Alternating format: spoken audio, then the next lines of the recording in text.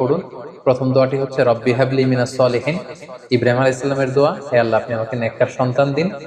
দ্বিতীয়টি হচ্ছে জাকারিয়া আলাইহিস সালামের দোয়া, রব্বি লা তাদারনি ফারদা ওয়া আনতা খায়রুল ওয়ারিসিন, হে আল্লাহ আপনি আমাকে নিঃসন্তান বানিয়ে রাখবেন না, আপনি তো উত্তম উত্তরাধিকারী দানকারী।